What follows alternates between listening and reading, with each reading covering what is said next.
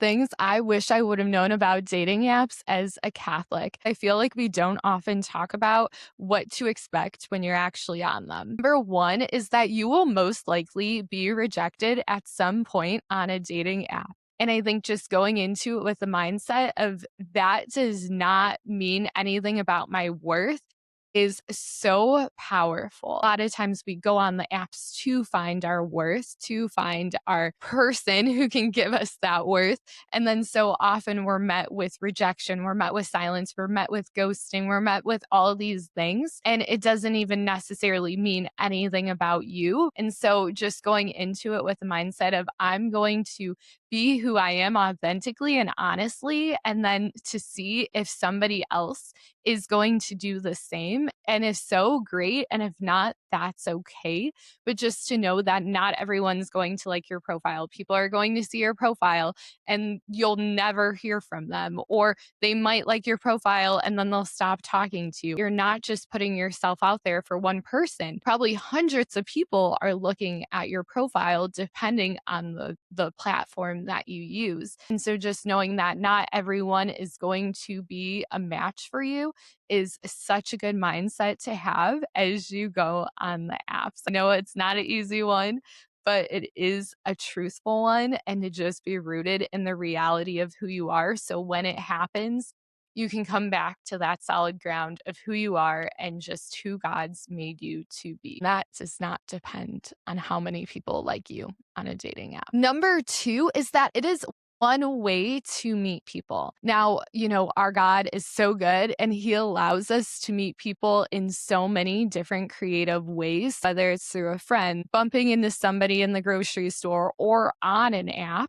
then great. But dating apps themselves are not the entirety to how somebody can meet their person. I know people who have met their person within 5 minutes of being on dating apps, and then other people who met their person 5 years after starting to use the apps. And then I know people who have been on the apps for a while and still haven't met their person. Each person has a different story, and just know that there are other avenues that you can use to meet people. Just because you're on a dating app doesn't mean you're going to find your person. Now, with that said, number three is God might surprise you. I don't want to say with 100% certainty that you'll find your person, but I also don't want to say with 100% certainty that you won't find your person. And that's the hope. That's the goal. You might be surprised in a really good direction. You might match with somebody and you might be super caught off guard, like, oh my gosh, this is an amazing person. I want to get to know them.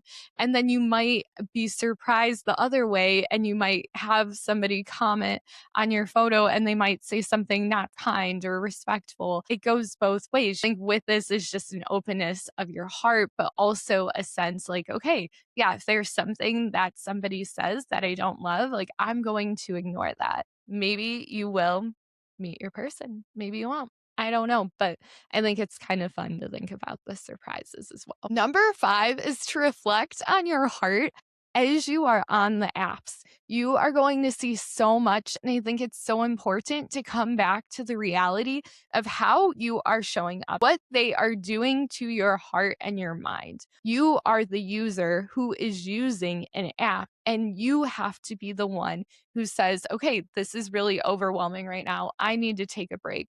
Or maybe I'm spending too much time on this app. I need to do something else. You are the one who ultimately has control and free will to either be on the apps or to not be on them. And I wish I would have known that earlier on. And sometimes I still feel that, where it's like I'm not meeting my person. I need to be on the apps, through saying, actually, I don't need to be on them, or I have permission to be on them, that you're able to surrender to whatever it is that God is inviting you into. God is not forcing you to be on the apps, and he hasn't forgotten about your heart and your desire to be loved and to love. I say that with so much grace and so much compassion and so much mercy, because I know some of us have been on the apps for a really long time. We're just so tired, or maybe you're just thinking about going on the apps and you have that hope, you have that excitement. Wherever you are, I hope that these tips help you you as much as they have helped me. Make sure to check out below the Catholic Profile Guide to make sure that you optimize your profile to show